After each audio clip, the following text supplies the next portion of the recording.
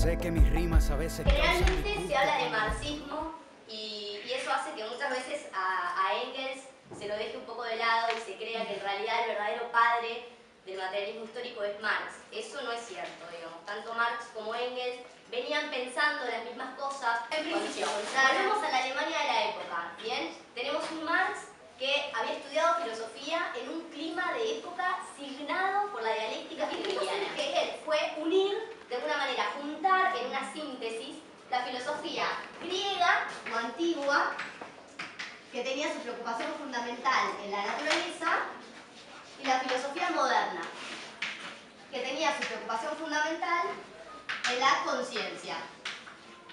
Son filosofías que hasta ese momento se consideraban opuestas. Bueno, los griegos se habían preocupado por la naturaleza, los modernos nos ocupamos de la conciencia o del espíritu. ¿Bien?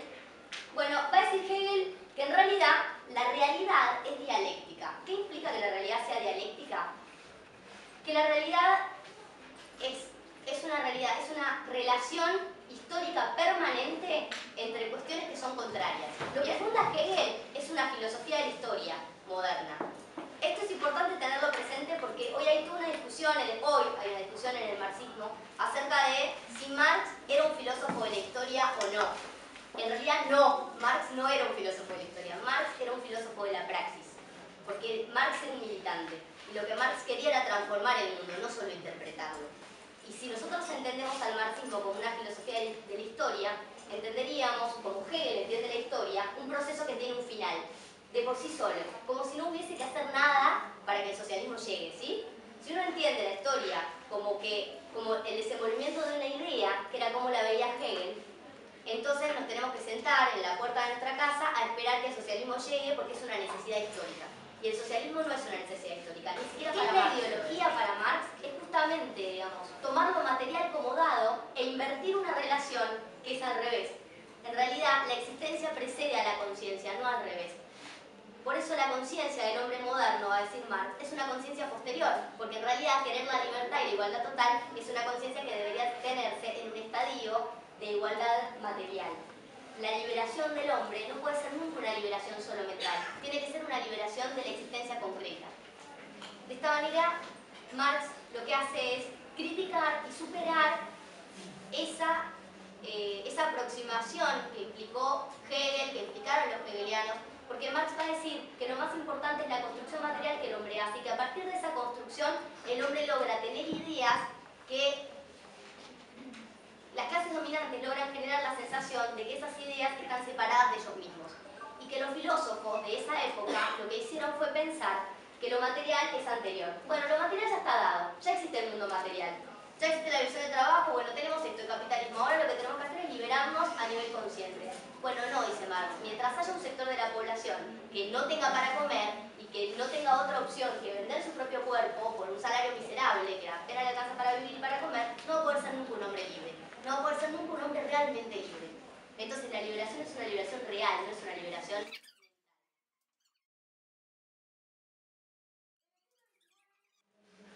Cuando ya Marx está desarrollando su teoría social al respecto de la crítica a la sociedad capitalista, piense que Marx es el estudioso que da cuenta del origen, de la maduración, del desarrollo y de la crisis posible de decadencia de la sociedad capitalista.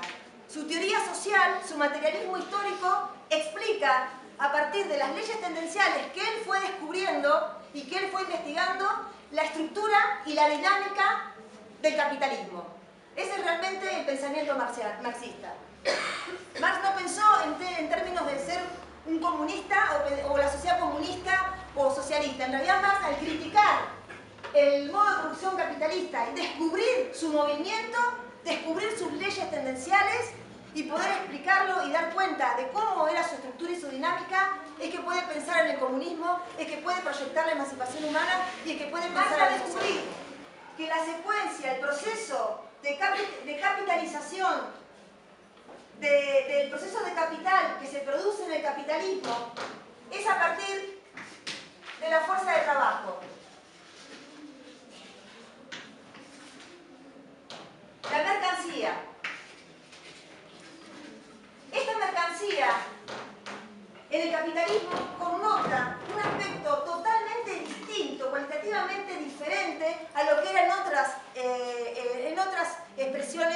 otras organizaciones sociales como el feudalismo.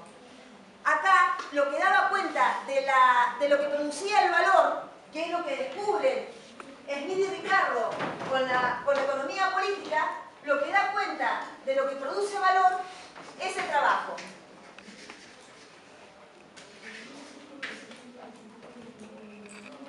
El trabajo de los obreros.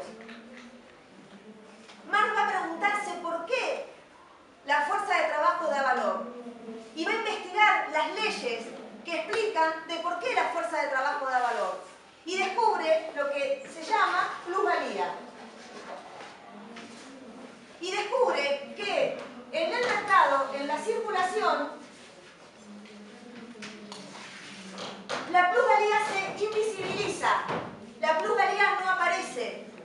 Descubren que en la circulación lo que denota como cuestión de la mercancía es el objeto. No aparece que la fuerza de trabajo, el obrero, no aparece que la fuerza de trabajo, el obrero, es el que da la ganancia al respecto de ese valor que produce la mercancía cuando se vende en el mercado, cuando se vende en la circulación.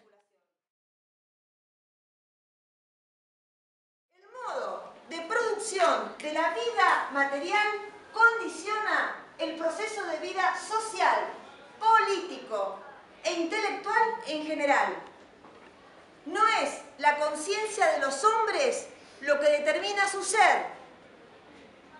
Por el contrario, su ser social es lo que determina su conciencia. En una fase determinada de su desarrollo, las fuerzas productivas de la sociedad entran en contradicción con las relaciones de producción existentes, o, lo cual no es más que su expresión jurídica con las relaciones de propiedad en cuyo interior se había no es la razón desplegada, es la lucha de clases desplegada, direccionada con la clase trabajadora. Desde ahí, Marx tiene algo que no tiene ninguno, y que de ahí digamos, su teoría social es única. Él piensa la teoría social a partir del capitalismo. Es el capitalismo el que le da los elementos para pensar la emancipación humana. Y desde ahí tiene una perspectiva de clase. Marx tiene una perspectiva, tiene la perspectiva de la clase trabajadora o de la clase proletaria. Es el proletariado, el sujeto colectivo que Marx devela como sujeto colectivo protagonista de esa emancipación. Y en ese sentido él va a decir, las relaciones entre burguesía y feudalismo y nobleza no iban a dar como resultado la emancipación humana, porque tenía que desarrollarse estas fuerzas productivas, tenía que desarrollarse la ciencia. No iba a resultar, la burguesía en su concepción burguesa de propiedad privada no iba a pasar a la emancipación. Los únicos en condiciones, y ya no hay otra clase que lo pueda hacer, ya está madura la sociedad en tanto a su desarrollo humano genérico, podríamos decir, histórico, pero humano genérico, ya el proletariado es el que tiene esa tarea. Ahora sí, el proletariado que no tiene nada que perder, que no es dueño de los medios de producción, que no es dueño de la mercancía que produce, que él mismo es el que genera la ganancia y que le es expropiada a partir de la plusvalía por el capital, es el que está en condiciones de hacer una revolución social emancipatoria hacia el comunismo. La relación, entonces, entre burguesía y nobleza es antagónica, pero no tiene las características. Burguesía y nobleza, sí, no tiene las características que tiene el proletariado, o vamos a ponerlo distinto, el trabajo con el capital. Esta contradicción es central. Una se necesita a la otra. Acá aparecen las categorías hegelianas. Los dos es la unidad de lo diverso. La unidad de lo diverso, los dos se necesitan. Para vivir en los límites de la sociedad del capital, los dos se necesitan. El capitalista necesita aumentar sus ganancias, que es el único objetivo. El aumento de los lucros es el único objetivo de esta sociedad. Necesita la fuerza de trabajo, el obrero, que es el que le genera el valor. Y el obrero, como es libre, lo borré, es libre para circular y está obligado para sobrevivir, vender su fuerza de trabajo, porque si es un desocupado muere por inanición, todo él y su prole, está obligado a vender su fuerza de trabajo, necesita ir al mercado y que haya un capitalista que le compre su fuerza de trabajo. Se necesitan, pero uno en detrimento del otro. El capitalista está mediado por el proletario y el proletario está mediado por el capitalista. Una relación antagónica, contradictoria, que la única manera que se resuelva es que uno destruya al otro. ¿Y quién es el de los dos el que puede emanciparse?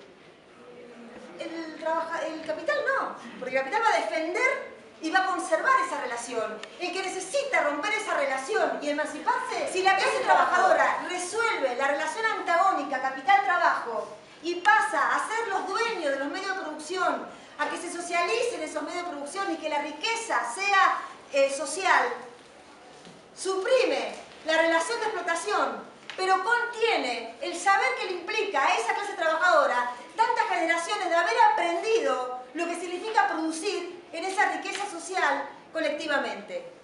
¿Se entiende ese movimiento? Ese movimiento es dialéctico, ese movimiento es político, ese movimiento es ideológico. Tenemos que entender a Marx, tenemos que estudiar a Marx para poder estar pensando en no solo, como decimos siempre, no solo interpretar la realidad, sino transformarla.